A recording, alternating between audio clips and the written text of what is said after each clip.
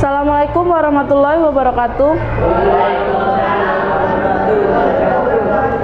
Nah, hari ini kita akan melanjutkan materi yang kemarin, yaitu tentang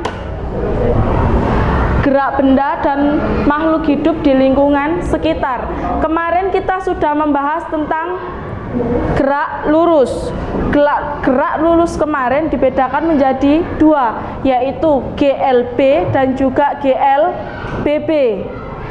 Nah, kita lanjutkan materi selanjutnya, yaitu tentang gaya. Gaya merupakan sesuatu yang jika dikerjakan terhadap benda dapat menyebabkan terjadinya perubahan gerak. Nah, sifat gaya terhadap suatu benda itu dapat menyebabkan yang pertama, gaya dapat mengubah arah gerak benda. Contohnya tadi, ketika meja berada di sini, saya dorong. Nah, kan mejanya dia bergerak, mengubah arah gerak benda. Yang kedua, gaya dapat mengubah bentuk benda. Yang ketiga, gaya dapat mengubah posisi benda dengan cara menggerakkan. Nah, tadi itu contohnya kursi. Kursi mulanya berada di titik A. Ketika saya dorong atau saya gerakkan, dia akan berpindah tempat. Yang terakhir, gaya menyebabkan benda diam menjadi bergerak. Nah, 3 macam resultan gaya. Yang pertama, 2 gaya yang arahnya searah ke kanan. Di sini ada sebuah massa, di mana ada 2 massa. Misalnya di sini saya kasih massa A, benda A sama benda B. Nah, di sini kalau misalnya langsung saya kasih contoh soal, misalnya di sini resultan gaya tersebut dapat dirumuskan dengan sigma F sama dengan F1 ditambah F2. Misalnya kita menghitung gaya benda yang A, berarti rumusnya gimana? Kita pakai rumus yang ini, nilainya misalnya di sini saya kasih nilai F1-nya 10, F2-nya juga 10. Nah, kita masukkan rumusnya, sigma F sama dengan F1 ditambah F2. Setelah itu kita masukkan nilainya. F1 berapa di sini? 10 Newton. Ditambah F2-nya berapa? 10. Nah, ini tinggal kita tambah. 10 ditambah 10 berapa? 20 Newton. Ini merupakan hasil dari benda A. Nilainya berapa? Ya ini ada 20 Newton. Nah, selanjutnya yang B, 2 gaya yang arahnya searah ke kiri. Kalau yang pertama tadi arahnya ke kanan. Kalau yang kedua ini arahnya ke kiri semua. Dilihat tanda panahnya ini, semuanya menuju ke arah kiri. Misalnya lah, kalau tanda panah itu menuju ke arah kiri, dia mempunyai rumus. Resultan gaya tersebut dapat dirumuskan dengan sigma F sama dengan min F1 ditambah min F2. Hasilnya berapa? Misalnya contohnya sigma F sama dengan, di situ rumusnya kan min F1 ditambah min F2. Nah, F1 di sini nilainya berapa? 10. Karena di sini ada tanda min, berarti kita tulis min 10 ditambah F2-nya berapa? Min 10. Berapa hasilnya? Min 20. Paham? Selanjutnya yaitu yang C.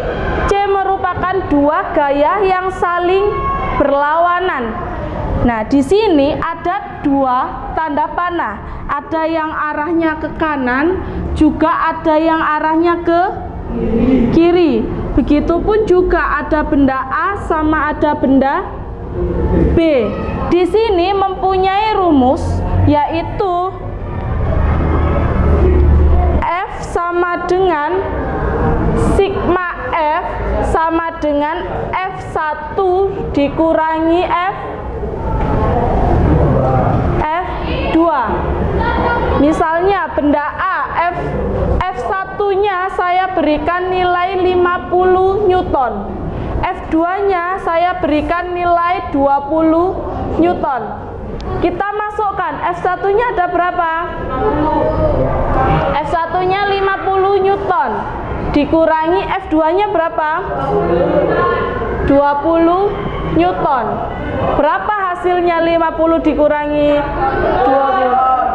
30. Nah, selanjutnya kita akan membahas tentang gaya sentuh dan gaya tak sentuh, di mana gaya ini dibedakan menjadi dua macam. Yang pertama ada gaya sentuh, yang kedua ada gaya tak sentuh. Di mana gaya sentuh ini merupakan apa?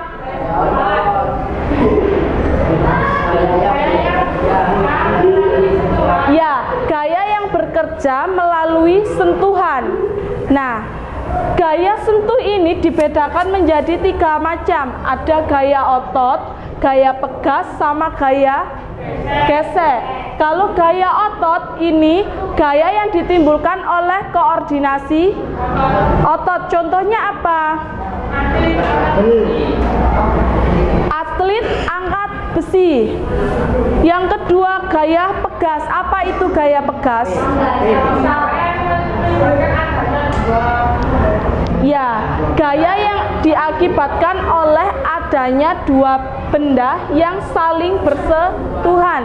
Contohnya ketika kita mengasah pisau.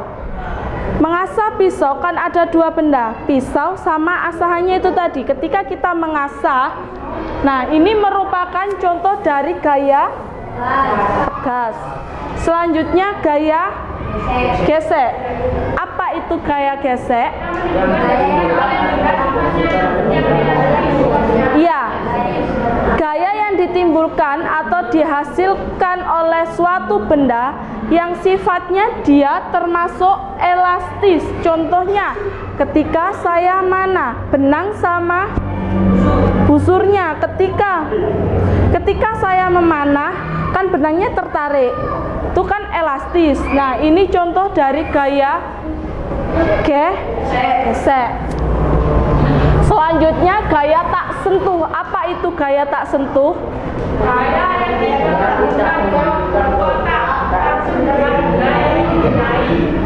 ya, gaya yang tidak membutuhkan kontak langsung dengan benda yang dikenai. Di sini dibedakan menjadi tiga macam. Ada gaya magnet, ada gaya gravitasi, gaya listrik.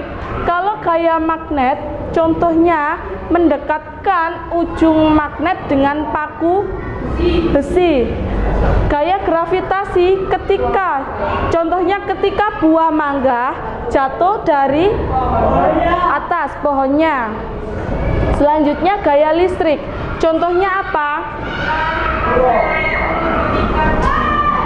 Serpihan kertas akan bergerak naik turun ketika didekatkan dengan sisir atau penggaris plastik. Selanjutnya hukum Newton. Hukum Newton ini dibedakan menjadi tiga. Ada hukum Newton 1, ada hukum Newton 2, dan juga ada hukum Newton 3.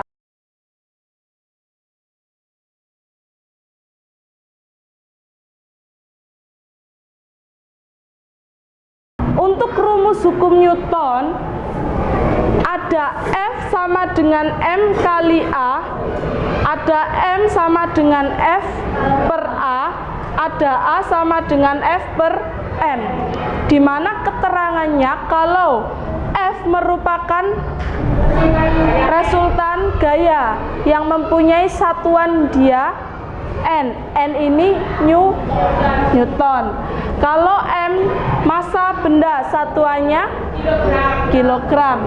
Kalau A Percepatan satuannya meter per sekon. Ini merupakan contoh soal dari hukum Newton, di mana yang pertama, ada sebuah benda mempunyai massa 10 kg dengan resultan gayanya 50 Newton. Hitunglah percepatan yang dialami benda tersebut. Cara mengerjakannya, yang pertama, yang diketahui apa saja di sini? Masanya berapa? 10 kilogram. Selanjutnya gaya dilambangkan dengan F. Berapa gayanya? 50 Newton. Yang ditanyakan apa? Yang ditanyakan di sini apa? Percepatan. Perhatikan.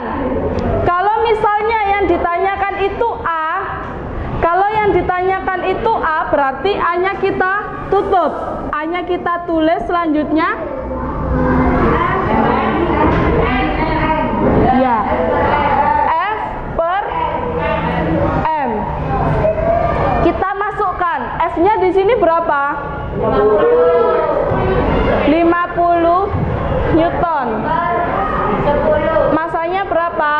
50 kilogram. Berapa hasilnya 50 dibagi 10? 5.